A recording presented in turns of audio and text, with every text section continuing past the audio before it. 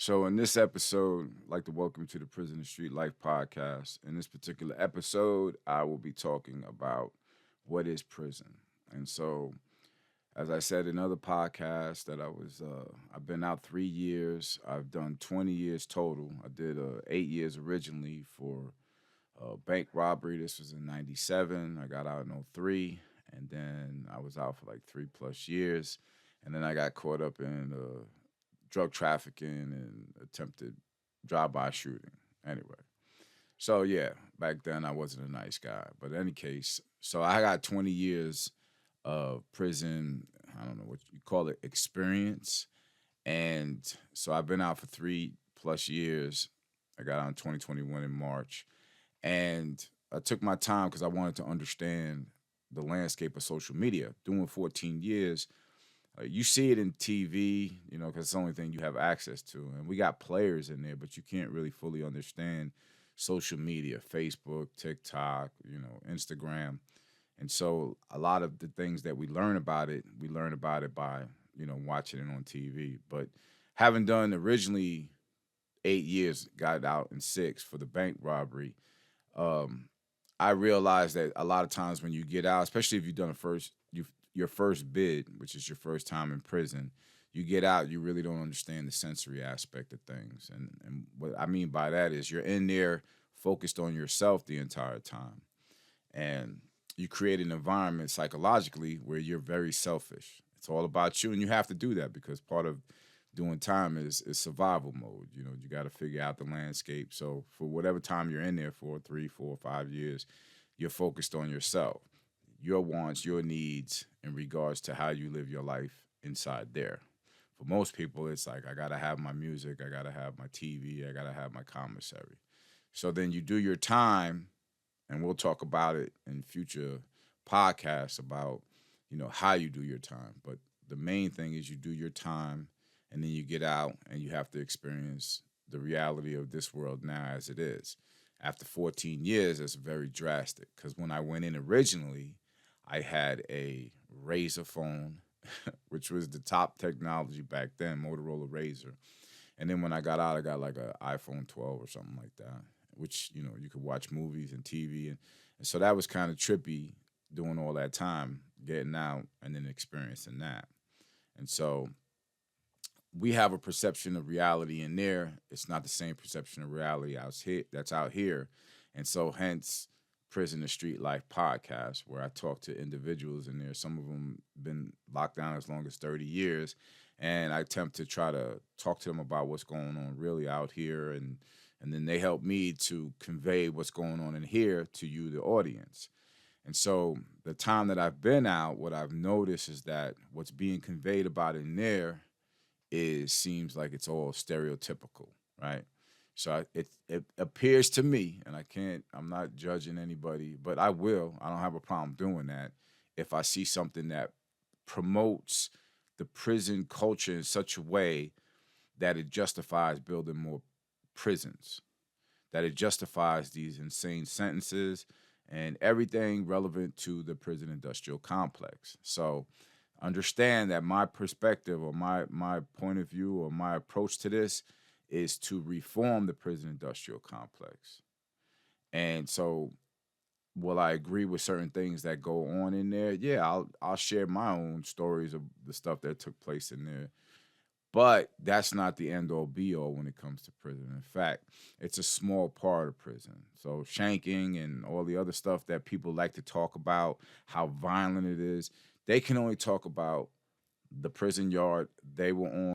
I've been on 11 prison yards in 2 states. I was locked up in Mexico. I was locked up in New York in a jail. And I visited a prison in Hermosillo, Mexico. So that's the only thing that I can talk about. And the reality is that's the only thing anybody could talk about was the prison that they were on. So case in point, when people talk about in California, they say, you get on the yard and you got to show them your paperwork. That's how it is in California. That's not how it is in Ohio. Okay, so I mean, if that was the case, Martha Stewart, when she went to federal prison, would have to show her paperwork. I mean, so some of these prison yards are what they call cupcake yards. Some of these prison yards are mild. There's not really a whole lot of violence. People are just trying to do their time and get home. And then some of them, as you grow in the higher custodies, you have more violent incidences. But a lot of that is based on the structure of prison. So with that said, they say prison is a microcosm of society. So for me, I'm just simply here to analyze that. Prison and street life is here to analyze that and talk about the different instances. So when I got out, for me, it was very shocking to see the social media landscape. And a lot of it, just like I said, it promoted, the worst that prison has to offer. And I've seen a lot of TikTok and a lot of Instagram, but particularly TikTok, places where you can talk to the audience for like 30 90 seconds, 2 minutes, whatever, and then you have people that say, well, what happens to a pedophile in prison, right? And so from the person's perspective, they can talk about what happens to a pedophile on that yard. I was on prison yards in Arizona. They didn't have pedophiles. They gave them their own yard. They call them sex offender camps. Now, I was there originally before they moved them, and they moved them because of the fact that inmates was, beating them up, bullying them, extorting, whatever the case may be. And I'm understand when it comes to this podcast, I will never advocate on behalf of a sex offender, a pedophile, a rapist. That has no place here. Am I prejudicial? Yeah. If you want to stand with them and you want to try to figure out psychologically their makeup and they have that's you go ahead and you can go to another podcast and you can champion their cause. But I will not. But so in other places, when they get on the yard, they get exposed. In Arizona, last time I was in Arizona, I can only speak from 2003, they weren't allowed on the yard. Like they gave them their own yard. So that's how it was in Arizona. In Ohio, they are allowed on the yard.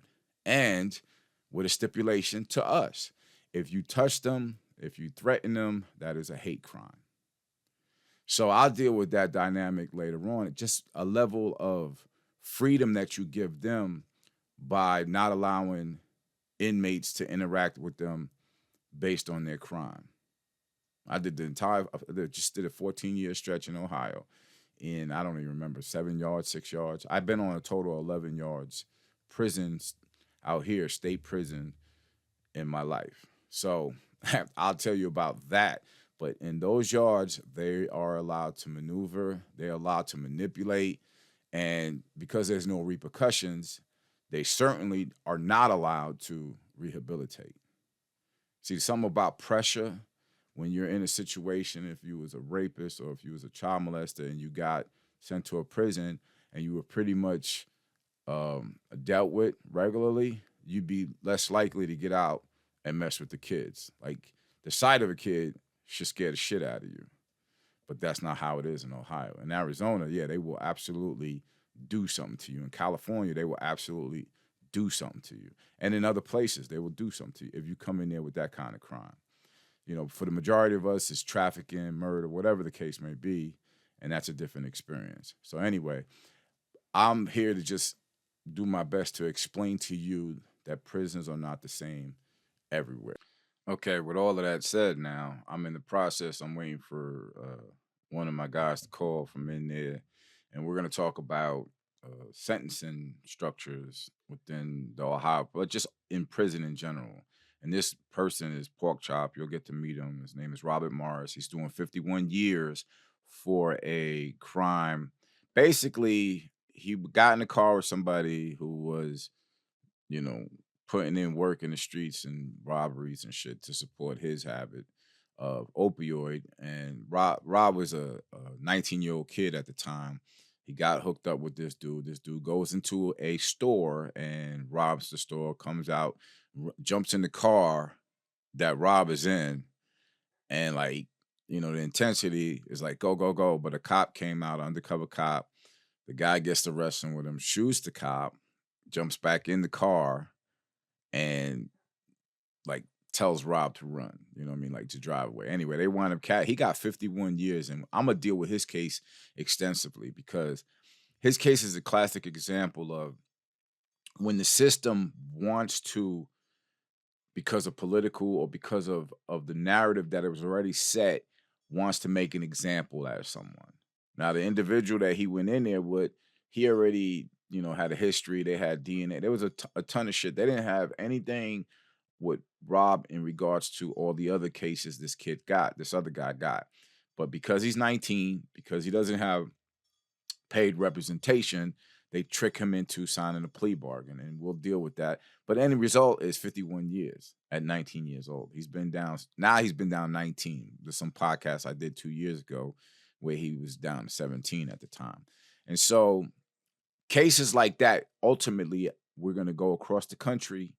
And there are some things that I want to focus on when I'm doing these podcasts with individuals that are locked up is what the rehabilitation structure is in there. And I mean by, classes, um, the ability to kind of study the things you want to study. So you'll see a lot of classes where they do like victim awareness. That's a class you have to take if you're trying to get parole or if you're trying to get a judicial release, which is the judge allows you to get out early.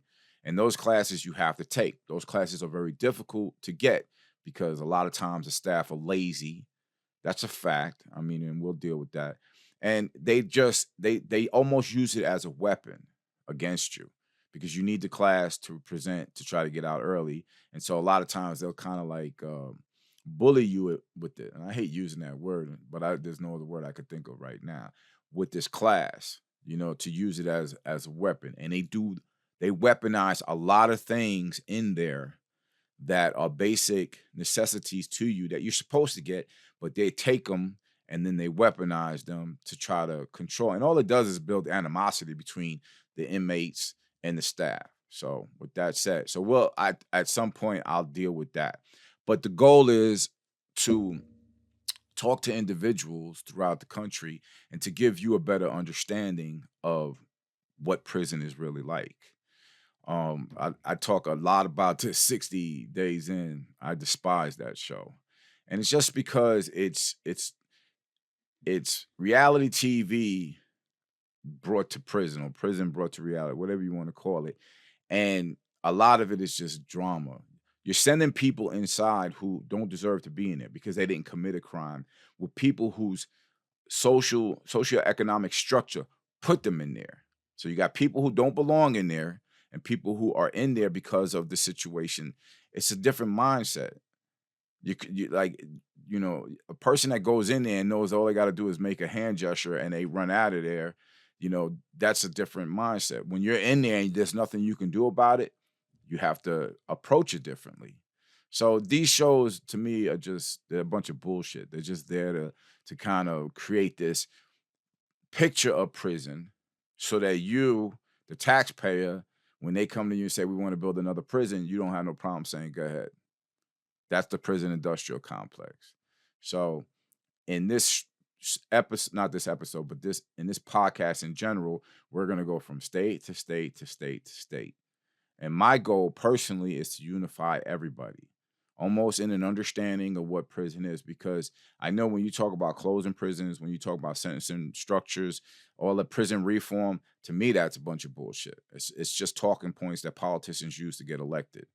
Real prison reform from somebody who's been down 20 years, and I was a pro se litigant in there. In other words, I studied the law for years and years and years. I'm not an attorney, but I guarantee you I know some things that the attorneys know.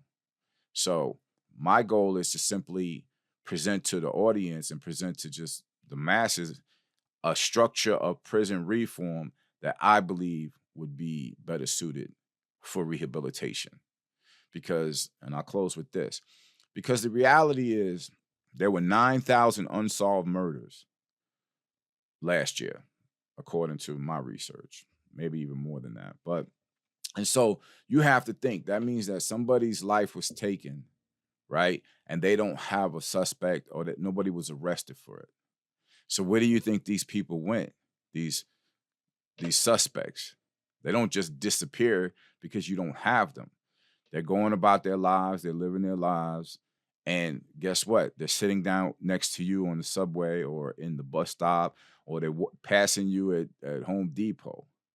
And the mindset of somebody like that is they know they can do it. They did it. got away with it and they know they can do it again. So a lot of them too, also, not everybody in prison for the crime, put this way, not everybody in the prison who's there for murder, they're there for murder, they're there for murder. But if they're there for drug trafficking or theft or whatever, it doesn't mean that they haven't killed somebody. So they're experiencing a rehabilitation structure as an inmate in there for burglary or armed robbery or whatever. That's how they're experiencing, but they have an out date. But they also have the ability to take life. So you, as the person out here who doesn't know anything about prison, you have to ask yourself, what kind of inmate do you want to leave there?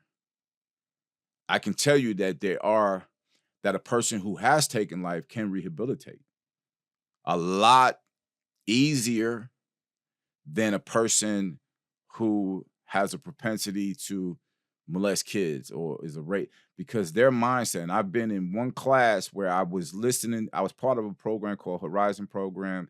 The administrator, Dr. Richard Boone, he was a pastor on the street. He was like, I want you to sit in the class, because he wanted me to try to figure out a structure. As a writer, I would do programs and I would figure out structures. I didn't last 30 seconds to a minute in there, because as they started talking, I was like, no, I don't even want to hear none of this shit.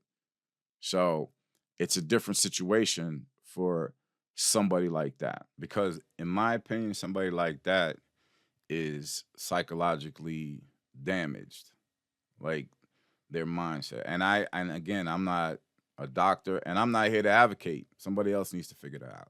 What I'm just simply saying is my experience dealing with the two is that if somebody's in there for taking a life, I have a friend who's in there for taking a life, and he did it while he was on drugs, and he has had all this time to think about the ramifications of that. When you got 10, 15 years, like, it's different when you've done that amount of time, because you have time to like look at the reality of your life and the life you took, and how the things that you miss, realizing that that person had family, and so you work through if you have programming, the proper program, you work through the process of understanding how you caused that to happen. But even in other countries, people who have taken lives get out in 25 years, 20 years. In Ohio, they got this thing called the parole board, which is a bunch of bullshit as far as I'm concerned. But again, that's something else we'll deal with. What I'm saying is that a person who has taken life can rehabilitate. They can see the world differently than they did before when they took life. So what I'm saying again is, you got this person in here for drug trafficking, whatever, who has taken life. If given the opportunity to deal with his own issues, he can get out, even though it's because of drug trafficking, but he gets out and he's rehabilitated. He's changed. So that demon, whatever you want to call it, or that capability of taking life out on the streets, has also been rehabilitated. So again, it's a gradual process that we plan on doing in this show. And so my goal again is to just educate you and hopefully reform this prison industrial complex. So again, this is the first solo podcast I'm doing, and I'm still trying to learn this technology shit. But thank you for showing up. And in the next podcast, I will be talking to Pork Chop, who's going to be calling a little later, and we're going to cover natural life sentence. Oh, there's a name for it, but it's life sentences they give you for somebody that's in prison. And other podcasts, we're also going to be talking about how social media or social issues out here do not play well in prison. People do not care that you are not heard in there, or they don't care about your pronouns, things like that, things that will get you canceled, things that will get you uh, I don't know, ostracized out here, because how you approach the people, and the people who feel offended, those same people in prison who want to express their offense will certainly see the infirmary. And it's just that kind of two different worlds that we're trying to work through on this show. So anyway, thank you for tuning in, and I look forward to your subscription and follow with us as we journey through the process of the prison industrial complex and society. All right, peace.